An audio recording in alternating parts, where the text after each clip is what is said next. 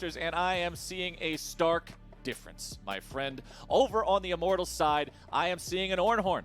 I am seeing an Ashe Arrow. I am seeing Thresh as a champion. And over on the side of Dignitas, we've got a binding or maybe a flash kick play from Lee Sin. Many more initiation attempts from a much greater range are available here for Immortals to start fights on their terms. Aha, I like the assessment. I would also say that a valuable stat on the side of Dig is speed. They have so much playmaking and so many dashes. So they're definitely going to be looking for more flanks, obviously, for the Sett. But the playmaking of LeBlanc and Lee Sin with all of these dashes and ability to avoid things like Ornn and the arrow and try and set up a lot of these little skirmishes are what Dig want to play off. So basically, we've got a strength-based team comp and an agility-based team comp going against each other. Okay. You're with me here on... Primary attributes. Dungeons & Dragons character creation sheet. That's what I'm going with. Let's hope they planned their dump stats correctly and everybody's min-maxed here and ready to go.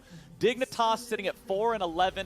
Immortals sitting at 3-11. Remember, Dignitas is actually one game ahead of Immortals in the schedule because they had their first game of this week already last night with Friday Night League. They did lose that one. So if Immortals can pick up the win here, they will actually be ahead of Dig in the standings at 4-11 as opposed to Dignitas' 4-12.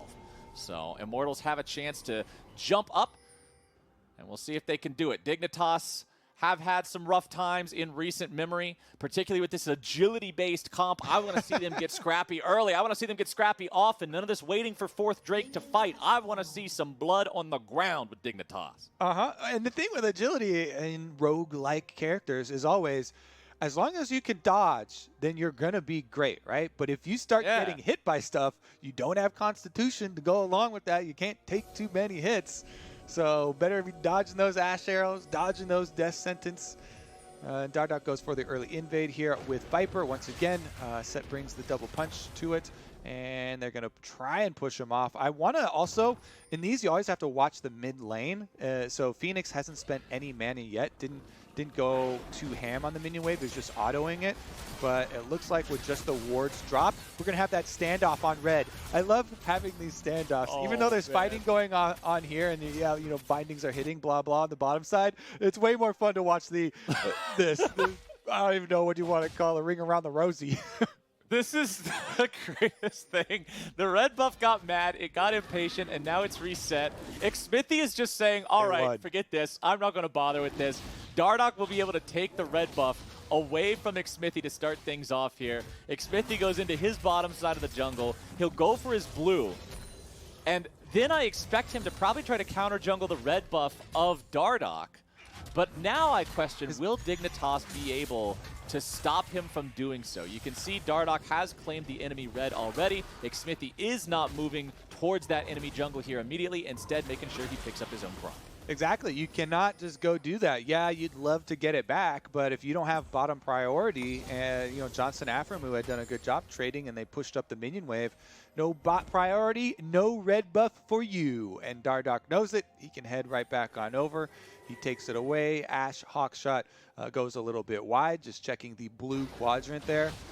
By process of elimination, Dardoch started on your red quadrant, and you Hawkshot his blue quadrant. He is in neither of those anymore. Where is he? He's got to be on his own red quadrant.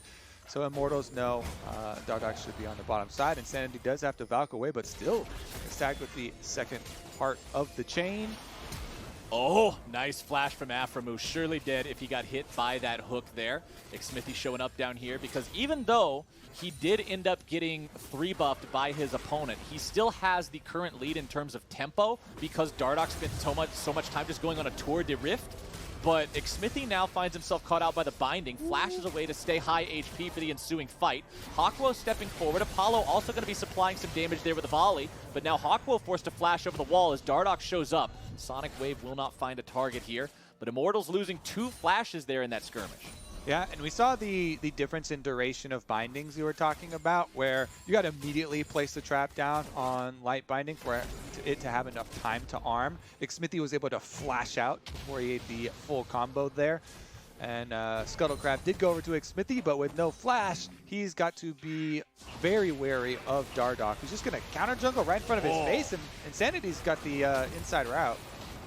Well, Xmithie does win these 1v1s straight up. Trundle's a much better duelist than Lee Sin is, except for the fact that the chickens were beating him up the entire time. So Xmithie gets ignited and auto-attacked a single time. The drive-by from Fenix to pick up first blood. Yeah, nice story, bro. Let me tell you, red buff is great for fighting. Blue buff, not so much. And Dardoch just beats him up.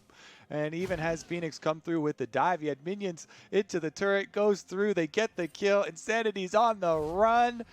He will run his little Corki butt out of there and gets the teleport off. All right, he escapes, he escapes. But it costs his teleport. That's a pretty big cost.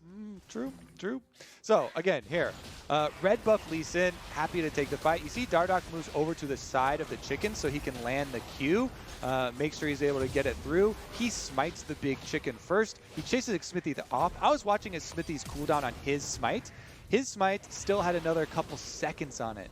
So as he was running away, Xmithie could not do the same. He could not smite the big chicken, even though it was right there. I believe the reason Dardoch does that is because he saw the smite used by Xmithie on the bottom Scuttle Crab.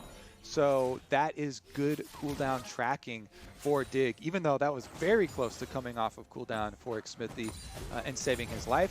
Fenix coming in to finish off that extra damage is just the icing on top of the cake there for Dig. Double teleports. All calculated, all planned, and now all the damage onto Aphromoo here in the bottom lane. Immortals, they get themselves a counter kill. The game's all tied up. Viper tries to get away, and the Haymaker keeps him alive. Johnsun looking for some auto attacks here onto Apollo, but as both top laners join the mix, it's Allorim who ends up more successful. Very importantly, he had level 6. Viper did not. Just now finally dinging that level as Xmithie comes around from behind. Viper likely to have the Haymaker up and available here if they try to make some sort of a dive. They also know that Sett now has the ulti. They realize this would not be a good idea, and Immortals back away. Okay, Xmithie, he walks down. I believe they saw him on the edge of that ward as he was sweeping around the inside. Double teleports immediately channeled, but binding lands into the death sentence. Hakuho doesn't care that he gets hit with the binding because he lands the death sentence. And with that chain, they get the very quick kill. As you said, you teleport down with a level 5 versus a level 6. I don't care what's going on. That is advantage going over to level 6. Allorim was able to follow up on that death sentence that Hakuho hit. And again, actually, we saw the kind of delay there. Trap not able to arm out of it, so no kill going over to the side of Dig. Not even the one Hakuho where they were able to land the binding. Didn't get the full combination off. Well, hey, Dignitas, despite the fact that this game is 1-to-1 on the kills, they still have a 1,000 gold advantage for themselves thanks to the fact that they're farming better in every role. Even support. Lux has 2 more minions than Thresh has. Count it. So one for the across farmers. This whole scoreboard, everybody's got more points on the Dignitas side, and it is buying them some early leads here. We'll see what that means moving forward, as Fenix may find a good trade here onto Insanity yet again. Poofs right back to the Distortion start point. Nobody's really close to having a first completed item here just yet. You can see topside, Allorim going for that Sunfire Cape as you would normally expect in the mid lane. Fenix once again just picking up a freebie onto Insanity. Not a good look here for Immortals as they lose both their solo laners across the rift. Yeah, that's a quick double kill on the solo laners. Allorim topside. Nice ult there from Viper. You saw him maneuver around behind him. He calls over Dardoch. First rule of Fight Club, you don't talk about Fight Club, and Allorim was talking about it on the bottom side, so he quickly got clapped up. Meanwhile, Fenix, that just looked too easy in the mid lane, honestly. Yeah, that was... I don't know what's going on there. He just straight up double Distortion Insanity. Let's see, Insanity has Flash. It's full HP with Flash. Okay, well, this was the one to soften him up. I believe there's 2. Yeah, that's that gets him. That gets him to 2/3. Then you just need your Distortion cooldown to come back up, and Insanity just takes it. Like, walks up, autos him, Corrupting Potion is on him, Q double Distort, Ignite. Yeah. Okay. That's it. There's not really anything else to it. No respect for the damage output here. I mean, you got to know what your opponent is capable of, and he waits out the cooldown. And then again, here is Viper, he set him up with the ultimate. Allorim says, okay, I've been had. I realize I'm dead here. Tries to kill the minions. I mean, when you're in a situation like that, you might as well take your money to go because you're not going anywhere else here. So Allorim trying to make the best of a bad situation, but what an awesome situation for Dignitas early on. 2,000 gold lead, 9.5 minutes into the game. Dig, this is what I said I wanted to see. Making some moves, flexing some muscles, spilling some blood here on Summoner's Rift early on. Yep, the firepower. The past 2 or 3 Dignitas games that I've cast, they've just seemed lost, not being able to make plays against their opponents in time until it just came down to like a Dragon Soul and it was already too late. So this is a much better look here for this squad than what I have seen recently, and I am all about it. This is what I want to see. They've got 2 assists on Dardoch here, going for the Tiamat very early on the Lee Sin for the accelerated farming. We'll see if he can steal away this chicken here from Xmithie. Hakuho has showed up. Xmithie using the subjugate as well. Over the wall goes Insanity. Dardoch barely living, gets away with the Sonic Wave back onto the Minion Wave to facilitate the last part of his exit.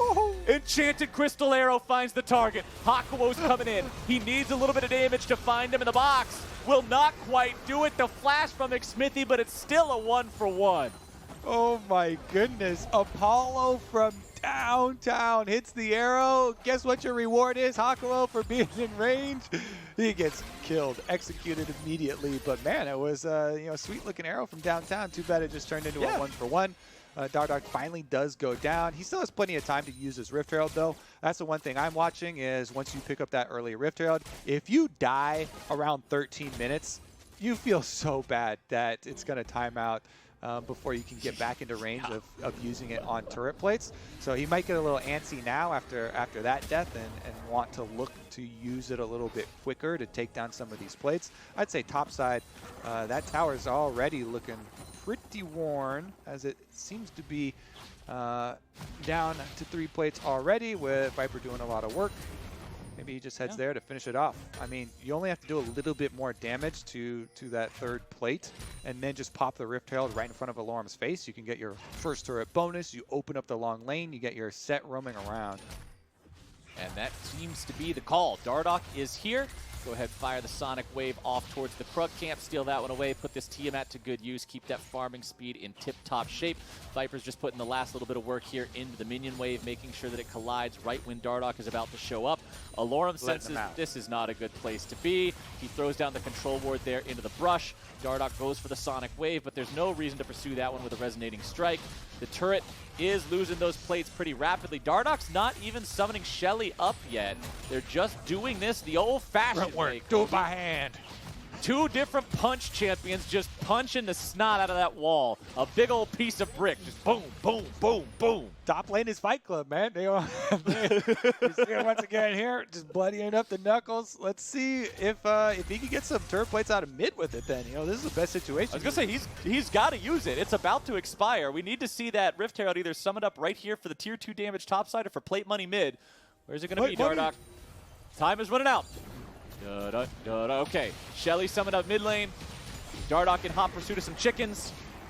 Fenix hanging around here to make sure he gets some plate money. Fenix, it's fine. It'll go to Dardoch, and with Dardoch going the super farm route, like you mentioned, whenever you rush your Tiamat, you're saying, "Yo, I'm taking over this entire game." He has farmed up both sides of Xmithie's jungle, and this isn't champ select. I was talking about the counter jungling stat for Dardoch versus Xmithie. This is how it usually goes for him. Dardoch wants to just abuse him, and they got him on the Trundle with all these jungle bans. He's trying to absolutely take him out of the game. He took his whole top side. The tower's gone. The turret plates mid are gone. He got the cash money on it as well. This is a Fedly Sin game. Dardoch's specialty here. Let's see if he can pull some fancy stuff later on when his flash comes back off cooldown. Warrior fully completed now for Dardoch 2. Big power spike on that one. Huge cost efficiency on that upgrade, as well as Blade of the Ruined King coming online for Viper here in the top lane. So Dignitas with some big upgrades and an almost 4,000 gold lead at 14 minutes. My goodness gracious, that is quite an impressive advantage here for Dignitas. Also, Infinity Edge now done for the Caitlyn. The farm leads continue to grow across every single role. Mid lane pretty even. Insanity keeping up well there. But bottom side, 20 lead for the Caitlyn. Top side, 20 lead for the Sett. Jungle, 15 lead here for the Lee Sin. Yeah. The Drake is alive, and Immortals had secured the first one for themselves. They're looking to keep that up here with this second one. Xmithie allowing the Drake to be pulled out of the pit, with Insanity backing him up along with Apollo to make sure they can DPS this down in time before Dignitas has a chance to contest. That is 2 Drakes early on here for Immortals, and it's Ocean Soul once more here today. Very big value there if Immortals can control these next 2. Yeah, and a big part of that is timing your package. Package is so important in controlling dragons for any team drafting Corki, even if you get solo killed in the mid lane as Corki.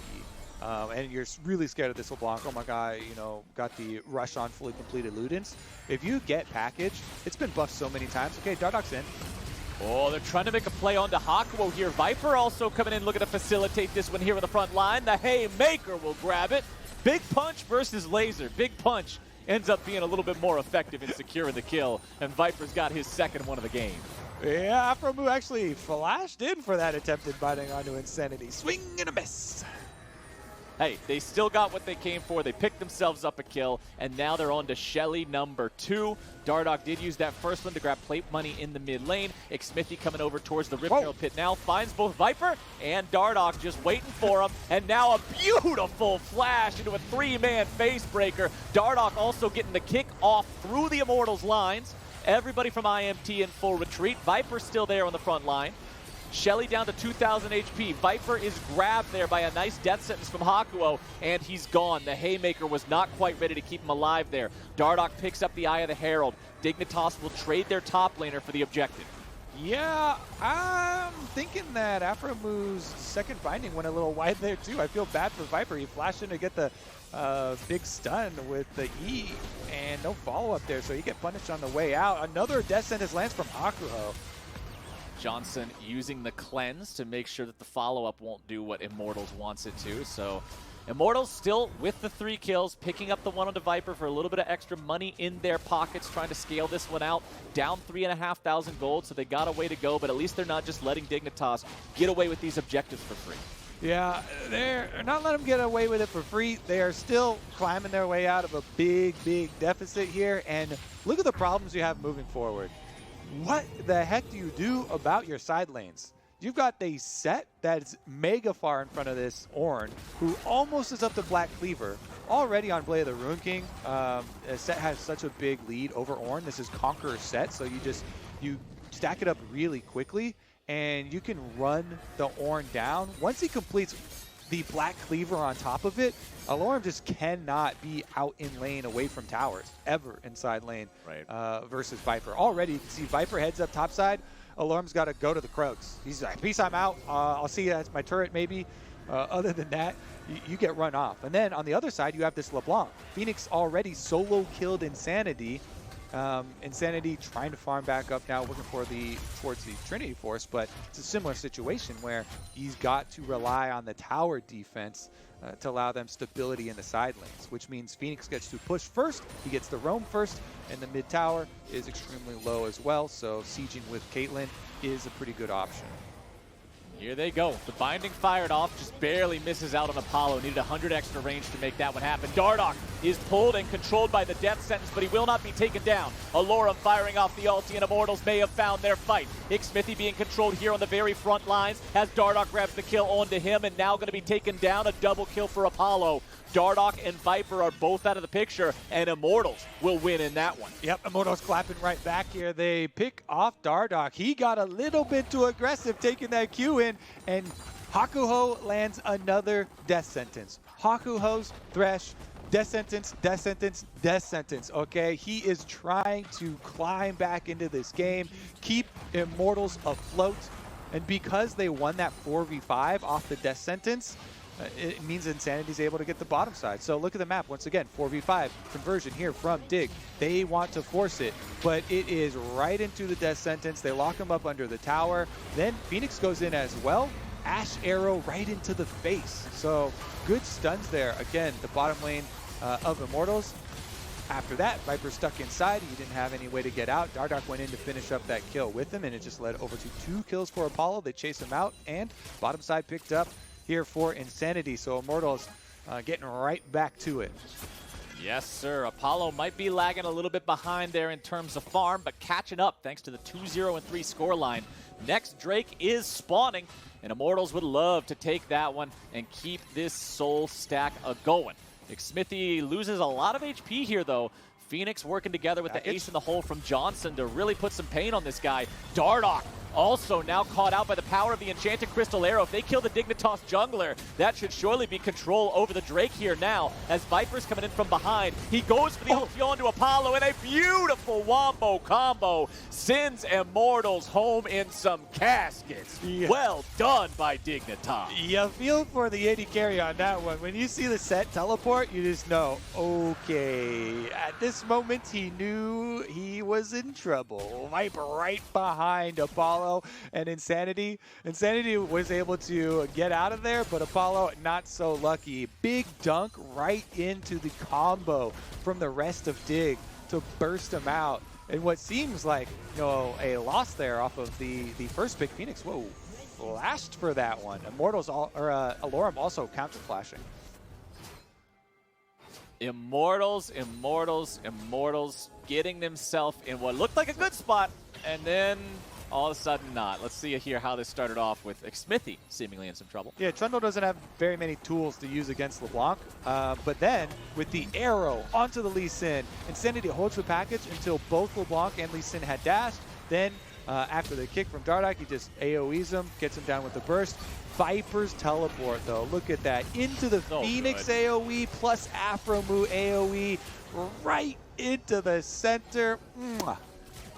So well placed there, lined up just perfectly for all the lasers and all the magic and all the other stuff that Dignitas is throwing out there, man. It's just it's just everything but the kitchen sink. Just throw it all in there and blow them up. Immortals really hurting after that. 4,500 gold down. Their soul stack has been interrupted. You can see that Insanity is the richest man in the game, but then comes 4 different players on Dignitas before anybody else from Immortals even shows up. That means that Dardoch, the jungler from Dignitas, the Lee Sin, has more money than the Ashe. Not a good sign. Not at 21 minutes into the game. That's what a 1v9 gold graph looks like. You got one member on the top and the almost the entirety of the rest of the team up there. Plus, now you got me thinking. Do we need a champion that's going to have a skin where it gets to throw a kitchen sink? The closest I had just thought of is Gnar, who can throw a whole house. And yeah, so you could make like a plumber Gnar, who throws a kitchen sink at you, and his boomerang is a pipe that he throws, and it spins around in a circle and comes back to him. And when he, let's see, what's his other, when he jumps in the air, it makes a toilet flushing noise. I could just imagine, because you know there's all the memes about the plumbers with their pants hanging low. When the mini Gnar transforms into Mega Gnar. I'll let your imagination do the work. Here comes the siege on the tower from Caitlyn, and the binding I did not need that mental imagery. I did not need the mental imagery of Gnar needing to pull his damn pants up. Plumber Gnar. My goodness. Well, Plumber Gnar can throw a pipe at people, and then he can give them the big old wallop and toss the kitchen sink and have the big toilet flush with the ulti.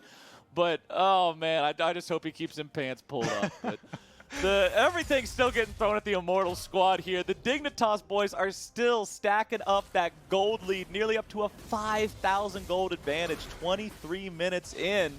I already said that they already played their first game of these last 2 weeks. Last night they lost. So they need to make these last 3 count, particularly against Immortals, which for both of these squads, I already joked about it a little bit, but at the end of the day, it's true. This is the most winnable game for either one of these squads. This is the lowest rated opponent you're going to play against. And for Dignitas, they're making it look that way. They're having a really solid game here so far. 2-0-3 for Fenix on the LeBlanc, making things happen, has the Banshee's Veil ready to go, and we got our next Drake spawning in just over a minute. All right, well, you know what I want then? I want them to get back to that game plan we talked about, 1-3-1.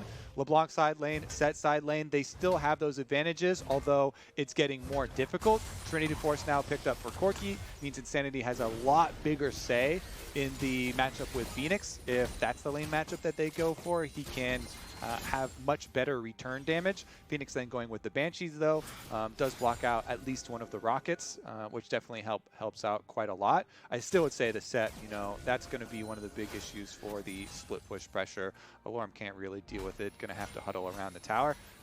Bork plus Cleaver is the tank shredder combo with your Conqueror. Meanwhile, Dig. Critically, it's Dignitas hanging out here in this brush, seeing if maybe they can set something up. Allorim just completed his Abyssal Mask, so he has both the Ornn upgrades, and he also upgraded the Trinity Force on the Corki. So huge power spikes coming out there for both the Ornn and the Corki with those upgrades. Package delivery is ready to go for Insanity. Xmithie there on the front line throwing out the pillar, but he won't find any lockdown from that one here just yet. Fenix over the wall. Quick little trade there. Not a lot of damage. Dardoch, he makes the juke with the resonating strike, but immediately jumps away from it. Yeah, and the Dragon has spawned here. This is Dragon number 3 for Immortals. Dig trying to deny them even stacking up, but they're giving up their mid control. Oh, Hakuho nearly killed off there by Fenix, down to about 5% HP. Well, they have the last little bit they need to finish him off.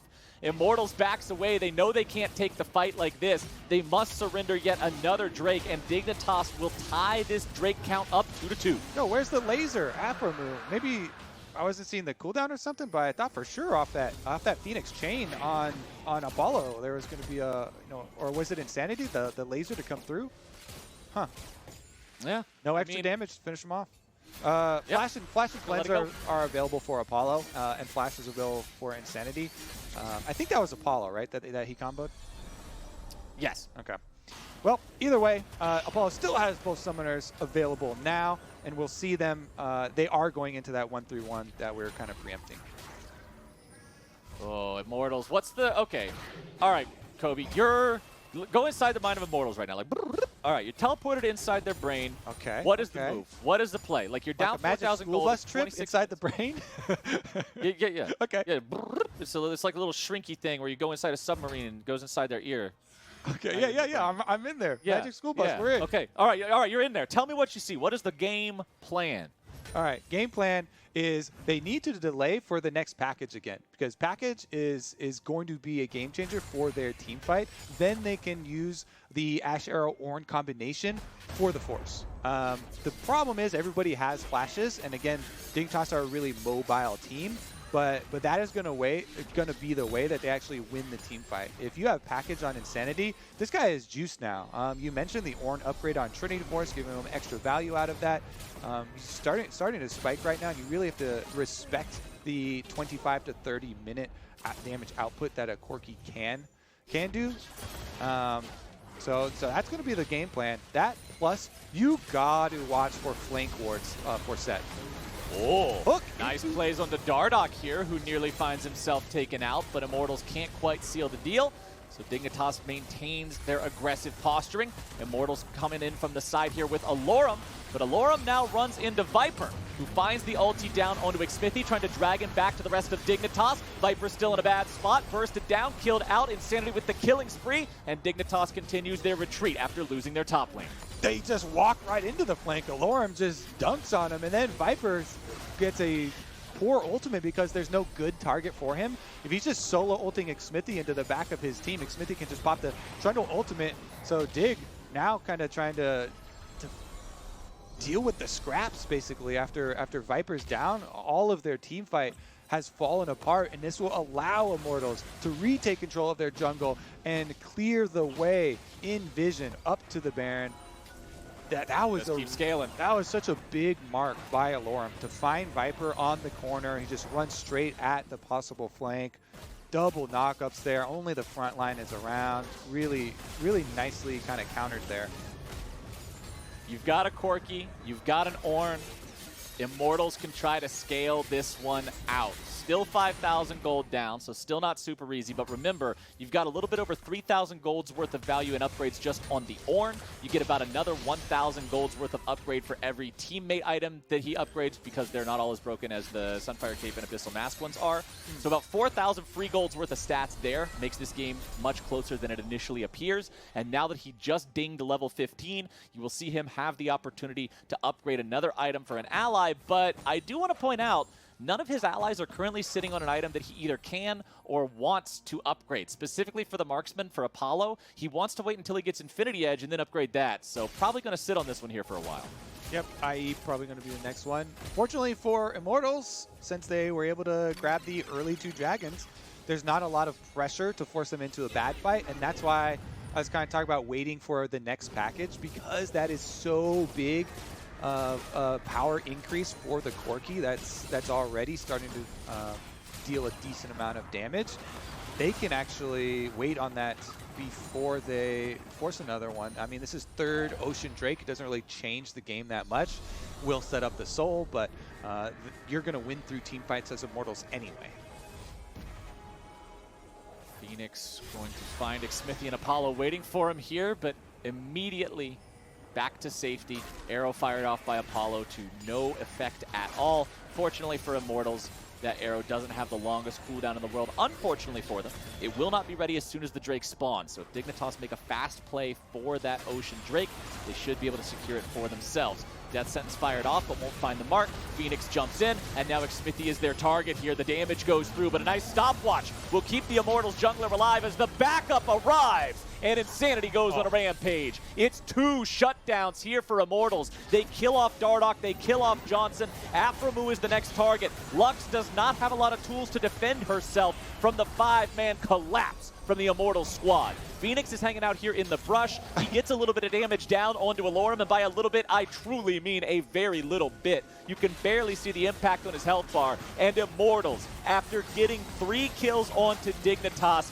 Xmithie with a wonderful bait, making Dignitas think they're going to get the kill, using the stopwatch to set it up. This is why I say stopwatch is the most broken item in all of League of Legends. 600 gold to win the game. That's a bargain. Buy that every time. And that is why I say the package is the most broken part of Corki's kit. Man, I freaking love this thing. It's just insane. Look at him. He goes right back. They just got it. Even though Hakuho whiffs the Death Sentence ultimate combo there, Xmithie with the stopwatch, he pops his ultimate first so he can continue to regenerate in the stopwatch.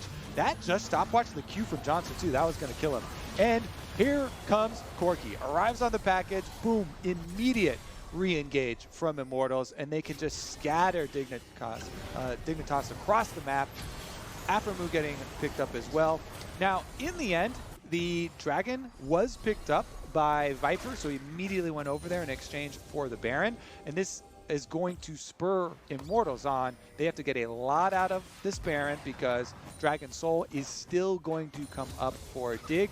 I think that this big push, though, is going to be a big gold increase for Immortals. We already mentioned the scaling. Infinity Edge is now done for Apollo, so Ornn can just go upgrade that as well, and you really have scaled to your big breakpoints.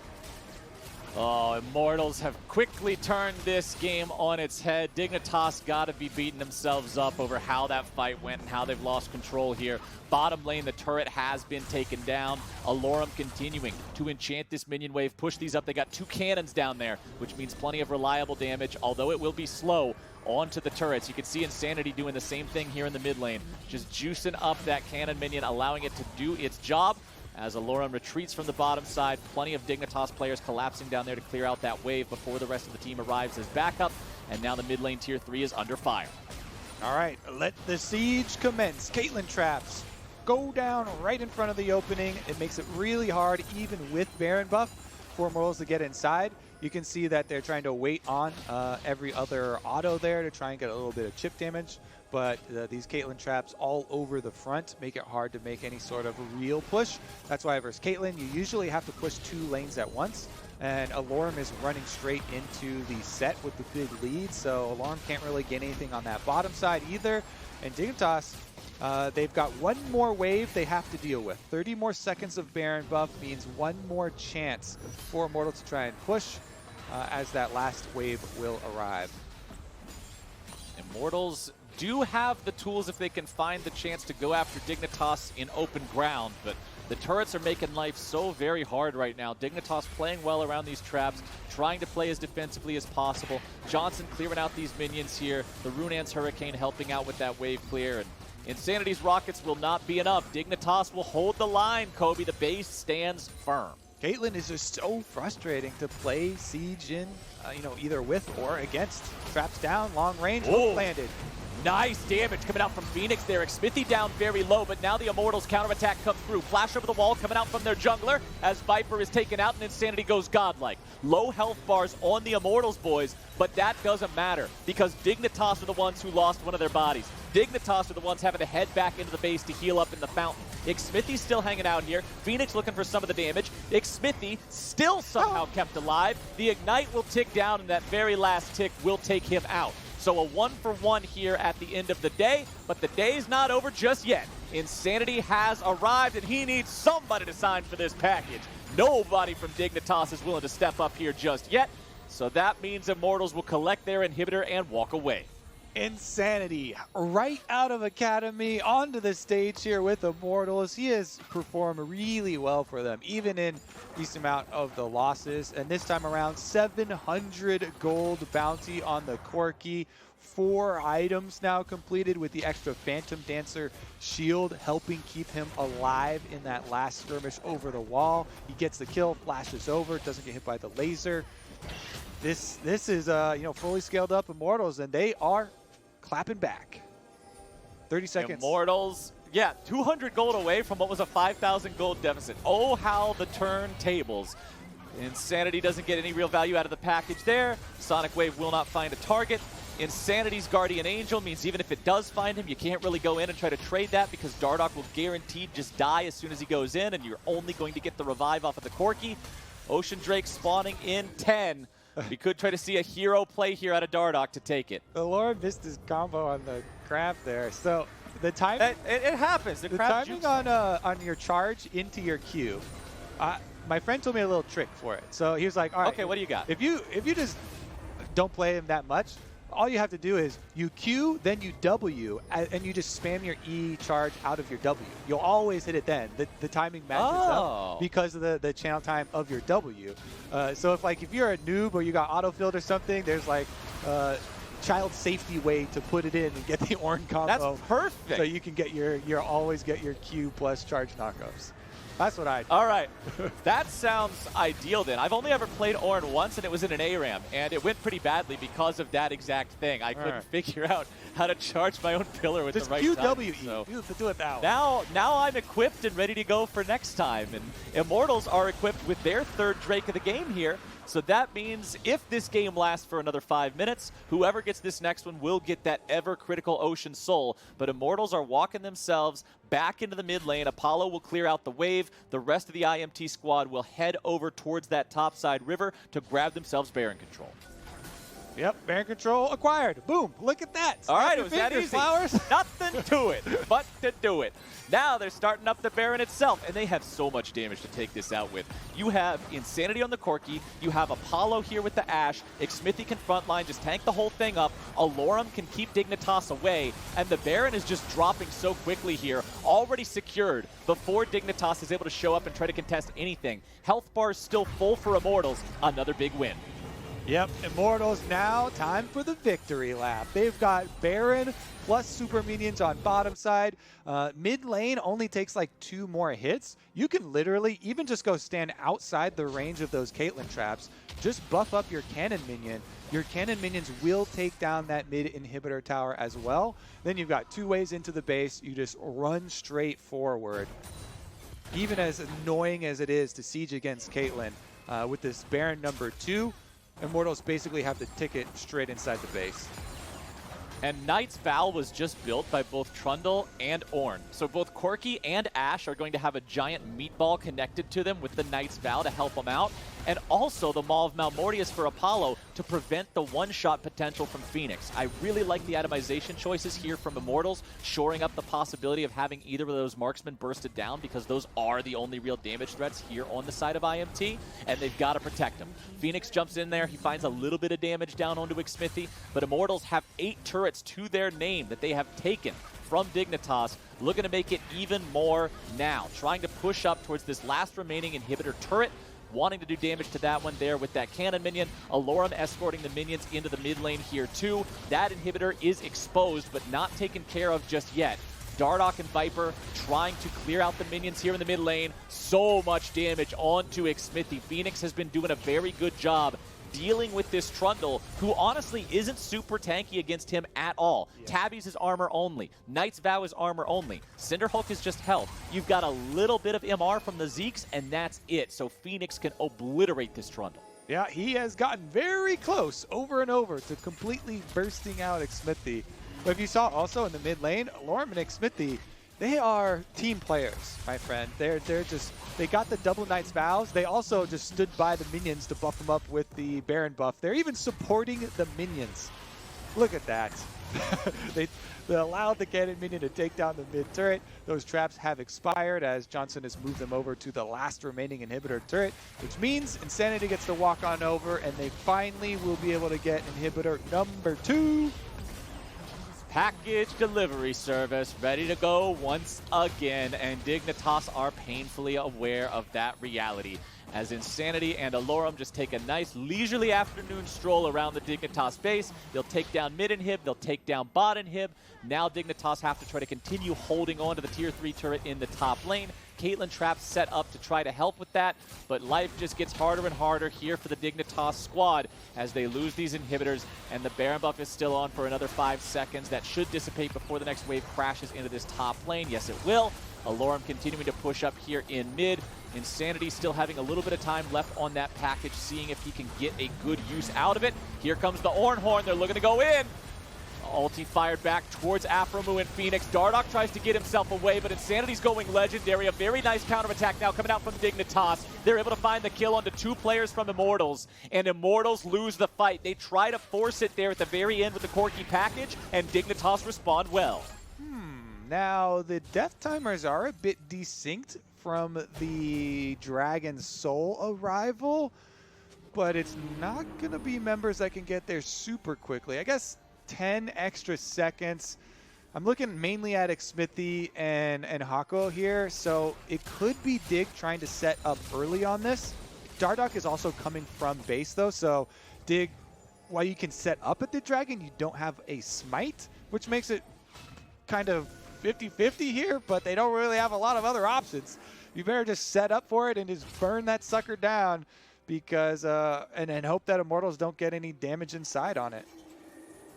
Immortals with that just ever so slight gold lead still. I love how close the gold is staying in this game. It means we are sure to get a banger of an Ocean Soul fight. But Immortals have the advantage that Dignitas will have to respond to their base if they do this dance around the objective for too long. Dignitas is on the clock. Immortals got all the time in the world if they want to play this one slow. Hakuho doesn't, because he just lost 75% of his HP, so he's got to be super careful. Immortals are dragging the objective out of the pit. Dardoch, this could be your moment, my friend. I'm just gonna... Immortals, keeping it aggro. I just want to say the Nexus turrets are dying right now to super minions. Immortals are trying to stall. Well, Viper's going in, looking to start the fight off. Nice base breaker on to 2, looking to keep this fight going here for the side of Dignitas. Immortals are going to be losing some HP. Dardoch taken very low. Dardoch is down. Hakuho keeping himself alive on the back end of the ramp as a shutdown occurs onto Viper as well. Insanity grabbing the kill on that one as Johnsun tries to get these auto attacks off, but they will not matter at all. Pillar over the wall, able to slow down the retreating members of Dignitas. Hakuho sticks around and just gets shot right in the face. But the important part is Immortals are keeping them busy. They are keeping the remaining Dignitas players occupied. All they got to do is stop the ports. The trades are happening. It's an absolute bloodbath. But Allorim, he has his hammer, and he's giving that turret a bonking. Bonk, bonk. Bonk! That is the sound of the war horn battering down the last bastion of defense of Dignitas. Bonk! Bonk! Bonk! Bonk! There's the win. Immortals, they have a rough early game, but they manage to come back. They take the Barons, they take the Soul, and they take the game against Dignitas. Oh my gosh, look at that. It's right up there with Xpeke, honestly. Allorim teleport, boom, boom. Work done. They got the soul, they got the fight. They had him checkmated, nothing left for Dig to do. Honestly, though, Dig came out of the gates. They were firing on all cylinders. You're seeing top lane, boom, gank. They get a kill there. Viper has this big lead. Fenix solo killing multiple times. It gets these kills onto Corki in the mid lane, and yet Immortals don't falter. They scale up for late game. They have the Ornn dishing out items left and right. Insanity starts to get some good packages off of them. They focus on objectives, and they pull the win across. A couple of unnecessary deaths for Dignitas in the mid-game, followed up by the fight where they lost 3 that gave Immortals that first Baron, was the beginning of the turnaround. Congratulations to Immortals for pulling it off, and we've got Apollo for our Verizon post-game interview right here after a short break, so don't y'all go anywhere.